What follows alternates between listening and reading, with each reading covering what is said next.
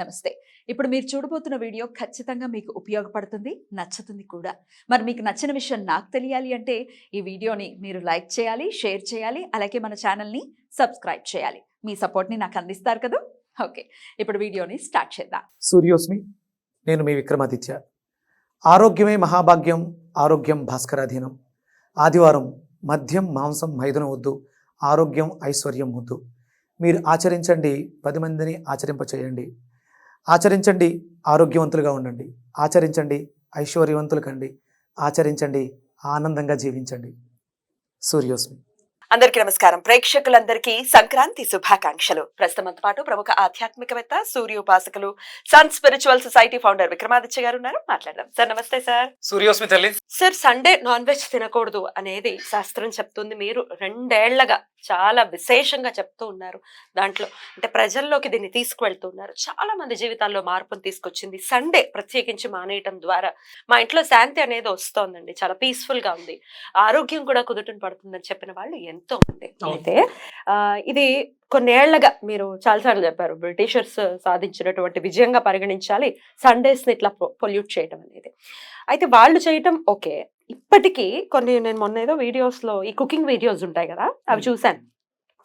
Sunday అంటే ఏ రోజు అనుకుంటున్నారు? నాన్ వెజ్ డే, సండే అని అంటే మీరే గుర్తొచ్చారు. అమ్మో, ఇది చూడలేదు ఇంకా నయ్యో అని. సో ఇట్లా సండే అది నరాల్లో జీర్ణించుకుపోయింది నాన్ వెజిటేరియన్స్ కి. Sunday is definitely a non veg day అని అట్లా ప్రచారం చేయటం కానీ, అట్లా చెప్పటం కూడా తప్పేనా? దాన్ని ఎలా ఇప్పుడు వ్యతిరేకించడం కానీ, దాని నుంచి బయటకి రావటం కానీ ఎట్లా చేయాల్సి ఉంటుంది? అంటే నేను కూడా చూస్తూ ఉంటాను, బాధ అనిపిస్తూ ఉంటుంది. ఇప్పుడు నేను అలా అనుకునే పంజగుట్లో వెళ్ళేటప్పుడు, లేకపోతే కృష్ణానగర్లో వెళ్ళేటప్పుడు ఆదివారం అక్కడ జనాలు క్యూలో చూసి ఏంటి దౌర్భాగ్యం, ఎందుకు అర్థం కావట్లేదు జనాలకి అని బాధపడేవాడిని. ఇప్పుడు ఇప్పుడు అంటే అది ఉంది కదా, ఇప్పటికీ ఉంది. మార్పు అయితే మొదలైంది. ఎప్పుడైతే డిమాండ్ తగ్గిపోద్దో ఆటోమేటిక్ గా సప్లై అవుతుంది, తగ్గుతుంది. ఇప్పుడు మీరు సండేస్ ఏం చేస్తారు అసలు చెప్పండి? నేను సండేస్ నేను ఇంట్లోనే స్వామివారి ఆరాధన ఉంటుంది, విశేషంగానే ఉంటాను.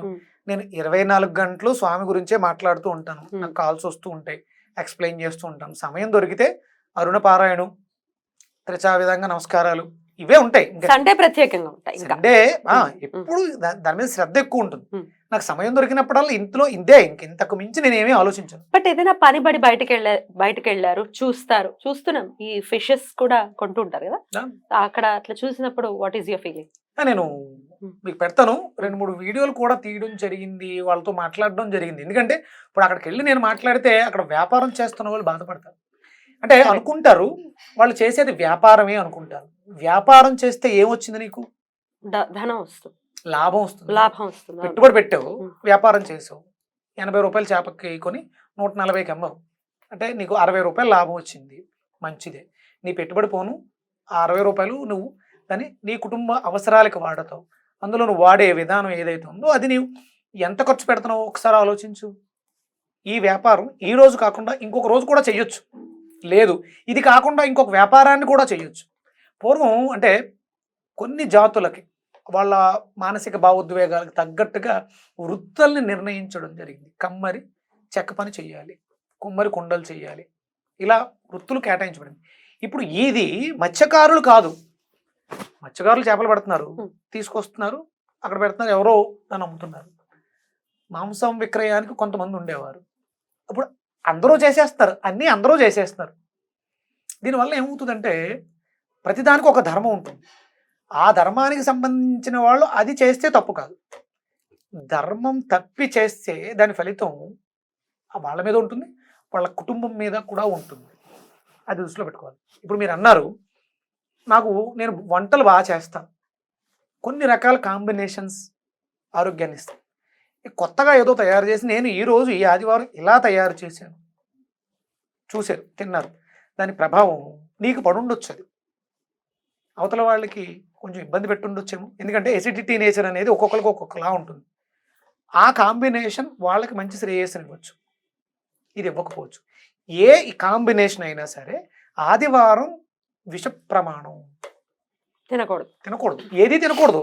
అక్కడ మనకి స్త్రీ, తైల, మధు, మాంసం, ఈ 4 కూడా వాటి స్వభావాన్ని మన మీద చూపించడం ద్వారా మనం చాలా కోల్పోతాం. ధనం కోల్పోతాం. అంటే ఏదైతే స్త్రీ అని ఎందుకన్నారంటే భార్య అయినా సరే సంభోగం చేయడం ద్వారా మీ ఇద్దరి మధ్య మానసికమైనటువంటి సమస్యలు ఏర్పడతాయి. అంటే ఏదైతే సమస్యాత్మకం అవుతుందో దానిని వర్జించమన్నారు. స్త్రీ, తైల, మధు, మాంసం. ఇవి 3 కూడా ఒక ఈ 4 కూడా మనకి చేటులు చేసేవి. అవి చెడిపోయితే పాడేస్తాం. కానీ అవి చెడిపోయి మనల్ని చెడిపేస్తాయి. మన మనసు చెడిపోతుంది. అందుకనే భార్యాభర్తల మధ్య అన్యోన్యత కోల్పోవటం, అలాగే మద్యం తీసుకునేటప్పుడు ఫ్రెండ్స్ అందరూ కూర్చొని తీసుకుంటూ ఉంటారు. వాళ్ళలో ఆ బాంధవ్యాలు, సత్సంబంధాలు చెడిపోవటం. అలాగే మాంసం చెడిపోతే మనసు చెడిపోతుంది. నెక్స్ట్ డే వచ్చేది ఏంటి? సోమవారం. అది చంద్రుడికి సంబంధించినటువంటి రోజు. చంద్రుడు అంటే మనస్కారకుడు, పరమేశ్వర తత్వం. వీటిని మనం కోల్పోతాం కాబట్టి ఇది వద్దు. ఇఫ్ నాట్ సండే మరి ఏ రోజు చెప్తారు మీరైతే? తినేవాళ్ళు ఇంకా మేము తినకుండా ఉండలేమండి అని అంటారు కదా. మంగళవారం మంచిది. మంగళవారం ఎందుకంటే కుజుడు రక్తానికి కారకుడు. మంగళవారం తినరు, ఎందుకంటే ఆంజనేయ స్వామినో ఇంకోటో తినరు అండి. అప్పుడు ఇంకొక రోజు ఆంజనేయ స్వామి సూర్యనారాయణమూర్తి శిష్యుడు. మీరు మంగళవారం మానేసి ఆదివారం తింటే గురువు గారికి సంబంధించినటువంటి విద్య నేర్పించినటువంటి స్వామి వారికి సంబంధించిన రోజు. ఆయన ఒక రకంగా చెప్పుకోవాలంటే ఆయన మామగారు సూర్యనారాయణ. సురచలాదేవిని ఇచ్చారు. మీరు మంగళవారం మానేసి ఆదివారం తినేస్తే ఆయన ఊరుకుంటాడు. ఇంకో రోజు ఎలాగా? ఆదివారం, మంగళవారం కాదు, బుధవారం. అంటే అంటే ఇక్కడ కూడా ఇది మనం ఏది మాట్లాడుకున్నా ఏ రోజుకైనా బుధవారం బుద్ధి ప్రచోదనానికి మంచి రోజు. మీరు ఆ రోజు మాంసం తినడం, గణపతి మూలాధారానికి సంబంధించిన అధిపతి. గురువారం తినరు, గురువుకి అనుగ్రహం. దత్తాత్రేయుడు. శుక్రవారం తినరు, లక్ష్మీదేవి. శనివారం అయితే మరీను. ఒక రకంగా చెప్పాలంటే అంటే వెంకటేశ్వర స్వామి అని చెప్తారు. నీచు మాంసం అంటారు దాన్ని. శనికి కొన్ని మనం ఈ కార్యాలు చేస్తూ ఉంటాం. అంటే ఇక్కడ ఏది కూడా కరెక్ట్ కాదు. ఏ రోజైనా సరే మాంసాహారం అనేది నిషిద్ధం. అలవాటు పడుతున్నాం. ఇంకా ఆదివారం అనేది అందుకనే ఇంత కన్ఫ్యూజన్లో ఉంటాం కాబట్టి మీకు సూర్యాష్టకంలో కనీసం భానువారమందైనను స్త్రీ తైల మధు మాంసాన్ని త్వజంతి ప్రవిర్ధిని నవ్యాధి శోక దారిద్ర్యం సూర్యలోకం గచ్చతి. అంటే ఈ రోజులకి అధిపతులైనటువంటి వారందరూ కూడా సూర్యనారాయణమూర్తి ప్రమాణంతో ఏర్పడ్డారు. హోర హవర్ కదా.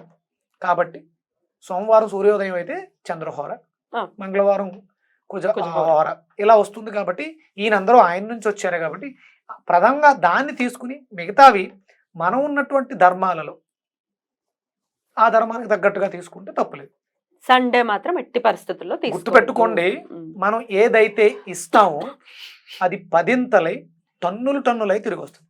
దయచేసి ఇది మీరు అనుకోవచ్చు, నేను మొన్న December 31st శపిస్తున్నాను అన్నాం కదా. చెప్తున్నా, తెలిసి చేసినా తెలియక చేసినా తప్పే. దుష్ప్రచారం, అవతల వాళ్ళని టెంప్ట్ చేయటం. వాళ్ళు మన వీడియోస్ చూసో ఎవరో చెప్తానో సండే మానేయాలనుకుంటారు. హేళన చేస్తున్నారట, నేను విన్నాను. ఎవరో సండే తినవా నువ్వు, ఎవడో ఏదో చెప్తే తినవా నువ్వు అని హేళన చేయటం. నువ్వు హేళన చేస్తున్నావు కాబట్టి నువ్వు ఎవడవో కదా, నువ్వు చెప్తే తినాలా? నువ్వెవడో? కరెక్ట్, నువ్వెవడో. ఇంకా నేను నవ్వుతున్నారండి, మేము తినట్లేదు అని చెప్పి. నవ్విన నాపచేనే పండుద్దని సామెత ఉంది. నవ్వినోడు నాశనం అయిపోతూ ఉంటాడు. ఎందుకు నవ్వుతున్నావు నువ్వు? అది చేసేది తప్పుడు పనా? రైట్, అభ్యున్నతి కదా, వాళ్ళ జీవితాల్లో మార్పు వచ్చింది కదా. అంటే వాడికి బాగుపడడం చేతగాక నువ్వు బాగుపడుతుంటే చూడలేక అలా నవ్వుతున్నాడు. కడుపులో ఆ దుఃఖాన్ని, బాధని దాచుకుని నిన్ను హేళన చేస్తూ నవ్వుతున్నాడు. వాడు ఏడుస్తున్నాడు. వాడు ఏడకుండా వాడు తింటే తినొచ్చు అంటే ప్రేరేపించద్దు. అంటే అనొచ్చు, నువ్వు తింటాం మానేసు, నీ ఏడుపు నువ్వు ఏడొచ్చు అని అనొచ్చు. నేను అభ్యున్నతిని కోరుకుంటున్నాను, నా మాట నేను చెప్పకపోతే తప్పు. ఇది మంచిని చెప్పకపోతే తప్పు అని చాలా మంది అంటారు. మంచి 10 మంది ముందు చెప్పు, చెడు వెనక్కి వెళ్ళి చెప్పు, మార్చుకోవడానికి అవకాశం ఉంటుంది. ఇది తప్పు, చెప్పకపోతే తప్పు. చెప్పాలి, మంచి చెప్పండి, 10 మందికి మంచి చేయండి. దయచేసి సండే కాదు, అది ఆదివారము, ప్రారంభ దినం, ఆరోగ్యం ఆహ్లాదంతో ఉండాలి, అందరూ ఆనందంగా ఉండాలి. మాంసం తింటేనే ఆనందంగా ఉంటావా? ఏడుస్తూ ఉంటావు. ఇన్ఫాక్ట్ మందంగా ఉంటుంది అని అంటారు, నిజమేనా? 100% మందం, కొద్దిగా బద్ధకంగా ఉంటుంది. ఆదివారం చాలా హ్యాపీగా ఎంజాయ్ చేసి సోమవారం పొద్దుటే నువ్వు లెగిసి ఆఫీస్కి వెళ్ళటానికి ఇబ్బంది పడతావు. మనం ఏదైతే స్ప్రెడ్ చేస్తామో అది తిరిగి వస్తుంది. నా జీవితంలో ఇలాగే చాలా జరిగింది. నా జీవితంలో చాలా జరిగింది. నేను ఇచ్చింది ప్రతిదీ నాకు తిరిగి వచ్చింది. అయితే మేము తినట్లేదండి, ఆడవాళ్ళు ప్రత్యేకించి మేము తినట్లేదండి, కానీ పిల్లలు గాని భర్త గాని వినట్లేదు మాట. ఏమీ పర్లేదు, వాళ్ళ కోసం వండాలి. దెబ్బలైనా తినండి, ఉం. భర్త కొడితే దెబ్బలైనా తినండి, నేను వండను. ఇది ధర్మ విరుద్ధం. ఎందుకంటే అది శాస్త్రం చెప్పింది. ఆదివారం చాలా విశేషమైనది. తినకూడదు అంటే వండకూడదు కూడా. వండకూడదు. వండకూడదు అంటే కొనకూడదు. కొనకూడదు అంటే అమ్మకూడదు. ఇది అందరికీ అంటుకుంటుంది. Internet, yeah. ఇది అందరికీ ఉంటుంది ఆ బాధ్యత. ఈ బాధ్యత నా ఒక్కడిది కాదు, అందరిది. Yeah. ముందుగా స్త్రీది. మీ పిల్లల భవిష్యత్తులో నాశనం అయిపోతున్నాయమ్మా. Right. ఈ ఒక్కరోజు వదిలేస్తే భవిష్యత్తు బాగుంటుంది అన్నప్పుడు భవిష్యత్తును దృష్టిలో పెట్టుకుంటావా? ఈ ఒక్కరోజు కోసం ఏడుస్తున్నారని వండి పెడతావా? కరెక్ట్. మొదలుపెట్టి ఈరోజు, ఈ వారం కాకపోతే వచ్చే వారం, వచ్చే వారం కాకపోతే పై వచ్చే వారం, మార్పు అయితే 100% వస్తుంది. ఖచ్చితంగా. ఈ 2 ఏళ్లలో చాలా జీవితాల్లో మార్పు వచ్చింది. ఇంకా రావాలి, ఇంకా రావాలి, రావాలి ఇంకా మనస్ఫూర్తిగా కోరుకుంటున్నాం. స్వచ్ఛందంగా ఉం. షాపులు తమంతట తాము మేము ఆదివారం నాకు రీసెంట్గా ఒక ఆవిడ ఫోన్ చేశారు. ఉం. ఆవిడది ఫాస్ట్ ఫుడ్ హోమ్ ఈ చెక్కడాలు అవి వండుతారు కదా, వాళ్ళకి ఆదివారమే ఆర్డర్స్ వస్తాయంట. గురుగారు నేనైతే మానేశాను, నాకు ఆర్డర్స్ వస్తున్నాయి, ఏం చేయమంటారు? ఉం. బోర్డు పెట్టేయమ్మా, ఏమీ పర్లే, నీ మీద నమ్మకంతో నువ్వు క్వాలిటీ బాగా చేస్తావని కదా నీకు ఆర్డర్స్ ఇస్తున్నారు. నేను ఆదివారం దయచేసి ఈ పని చేయనండి, ఇది చేయకూడదు, మా గురువుగారు చెప్పారని చెప్పి ఆ రోజు బిజినెస్ పోద్దు. 10,000, 25,000, 50,000, ₹1,00,000 ఎంతైనా కానీ పోద్దు. కానీ నువ్వు బాగుంటావు, తిరిగి వస్తుంది ఇంకొక రోజు వచ్చి ఖచ్చితంగా. ఇంకొక దాని మీద వస్తుంది. ఉం. దీని మీద సంపాదించాలని పెట్టుకోవద్దు. మాకు Definitely. రావాలి, గట్టిగా చెప్పాలి. నేను ఇలాగే మాట్లాడతాను ఈ విషయంలో. అలాగే మాట్లాడాలి. మాట్లాడాలి. ఇంకొక క్వశ్చన్ సార్, నాన్ వెజ్ అంటే మరి ఎగ్ కూడా తినద్దా అని అడుగుతున్నారు సార్. చెప్పండి, ఎగ్ కూడా తినద్దా? చాలా మంది చాలా సమస్యలతో ఫోన్ చేస్తారు మనకు. ఫోన్ ఎత్తిన దగ్గర నుంచి మాట్లాడుతూ వెళ్తున్నంతసేపు ఈ పర్లా డిసీజ్ వచ్చింది, మీరు ఇవి తాగండి. ఏమంటే పొద్దున ఏం తినాలి, ఏదో చెప్తాను. మధ్యాహ్నం ఏం తినాలి, సాయంత్రం ఏమి తినొద్దమ్మా అంటే, ఇడ్లీ తినొచ్చా? నేను తినొద్దు అన్నాను, తిండి అని వద్దన్నాను. అలా కాదండి, ఆకలేస్తుంది, చపాతీలు చేసుకోవచ్చా? తిండి గురించే మాట్లాడతారు. తిండే, తినడం కాదు జీవితం, తినడం కోసం కాదు మనం పుట్టింది, బ్రతకటం కోసం తినాలి. అవసరం, అవసరమే. అది గుడ్డు పగలగొట్టి ఒక గిన్నెలో పోయండి, గుడ్డు పగలగొట్టి ఒక గిన్నెలో పోయండి, పక్కన ఉంచుకోండి బెడ్రూమ్లో. అంటే వెజ్ నాన్ వెజ్ అన్నారు కదా, ఒక 1/2 కేజీ వంకాయలు గిన్నెలో వేసి పక్కన పెట్టుకోండి. ఏది కంపకూడదు. రైట్, అంతే కదా. సో తినద్దు. మీ ఇష్టం. Answer is no. Right sir, అంటే ఆహారపు అలవాటు అనేది బ్రాటప్ చిన్నప్పటి నుంచి అలవాటు ఉన్నటువంటి పరిస్థితి ఖచ్చితంగా మార్పు అయితే చెందాలి. చిన్నప్పటి నుంచి కాదమ్మా, ఇప్పుడు ఉన్నటువంటి జనరేషన్ కి చిన్నప్పుడు. నా చిన్నప్పుడు కాదు, నా చిన్నప్పుడు ఇంత లేదు. ఇంత తినేవారు కదా? ఇంత అసలు లేదమ్మా. ఎప్పుడో 3 నెలలకు ఒకసారి 4 నెలలకు ఒకసారి ఒక వేట వేసేవారు. అవునా, రెగ్యులర్ గా తినేవారు కదా? అసలు రెగ్యులర్ తక్కువ. 1/2 కేజీ మాంసం తెస్తే ఫ్యామిలీ 4-5 తినేవారు అప్పట్లో. ఎందుకంటే అప్పుడు అది చాలా ప్రియం. బాగా డబ్బున్న వాళ్ళు రెగ్యులర్గా తినేవారు. అది చాలా తక్కువ. పెద్ద పెద్ద సిటీస్లో వారానికి ఒకసారి దొరికేది, నెలకు ఒకసారి దొరికేది, నెలకు ఒకసారి వేసేవారు. ఇప్పుడు నలుగురు ఎందుకులేండి డిస్కషన్ అంతా ఎందుకు కానీ మాట్లాడదాం, చెప్పండి, అనుమానం చెప్పండి. అంటే మీరు ఒక బ్రాహ్మణిగా కాదు, ఒక గృహిణిగా అడగండి. అవసరం లేదా, ఎంత పడుతుంది నలుగురికి అయితే, ఇప్పుడు ఎంత ఎంత తింటారు అని అడుగు. ఇప్పుడు నలుగురు అంటే 1 కేజీ మాంసం పట్టుకెళ్తారు. అమ్మ బాబాయ్. సరే, అన్యదా భావించకండి. నేను నాకు మా ఫ్యామిలీ 4 మేము. నేను వెళ్ళినప్పుడు కూడా ఏదైనా ఫిష్ తీసుకున్నా, మా మాంసం తీసుకున్నా ఇలాగే తీసుకునేవాడిని, తెలియక, అప్పుడు తెలియనప్పుడు. అందులో ఏమీ లేదు, అది తప్పు. శాస్త్రం ఎలా చెప్పింది, ఎందుకు చెప్పింది మన కోసం, దాని మీద రీసెర్చ్ చేశాను, మానేశాను. దయచేసి మార్పును చూసారు జీవితంలో. మార్పును చూడటం కాదు, మార్పు నేను తప్పు చేయకూడదు. అది ఉన్నతికి దారి తీస్తుంది. ఈరోజు ఈ స్థితిలో మాట్లాడుతున్నాను, నన్ను ఇన్ని లక్షల మంది అభిమానిస్తున్నారు. నాకు రీసెంట్గా పెద్ద కష్టం వచ్చింది, అది నాకేమీ పెద్ద అనిపించలేదు. ఎందుకంటే అలా వెళ్ళిపోయింది, అది అంతే. వచ్చింది స్వామివారి అనుగ్రహంతో, క్లియర్, హ్యాపీగా, చాలా సునాయాసంగా. వస్తే కష్టాలు, అది నమ్మకంతో, భక్తితో. నేను ఎవరిని మోసం చేయాలంటే నన్ను నేను మోసం చేసుకుంటున్నాను. తినేయచ్చు, నా ఇంట్లో ఏం జరుగుతుంది ఎవరికి తెలుసు. నేను ఆశ్రమ ధర్మాల ప్రకారం చేసి, నేను బ్రాహ్మణ వంశంలో కాదు, నేను ఒకసారి గృహస్థగా ఉన్నాను, అందులోనూ ఉన్న తెగ వేరు, నా ధర్మం వేరు, నేను చెయ్యొచ్చు. అది కాదు, దాంట్లో ఏమీ లేదు. అలా చేస్తున్నారో చేయట్లేదో వాక్శుద్ధి ఖచ్చితంగా చెప్తుంది. నేను మంత్రాలు చదివేటప్పుడు అర్థం అవుతుంది. నన్ను అడుగుతారు మీరు బ్రాహ్మణ అని, ఉమ్. నాకు గర్వంగా ఉంటుంది. నేను కాకపోయినా Yeah. నాకు వస్తుంది అంటే నాది లోపల నన్ను అది పాడు చేయట్లేదు. పురజనుల హితం కోరుకునేవాడే పురోహితుడు. Yes. మీరు హితం కోరుకుంటున్నారు. Thank you.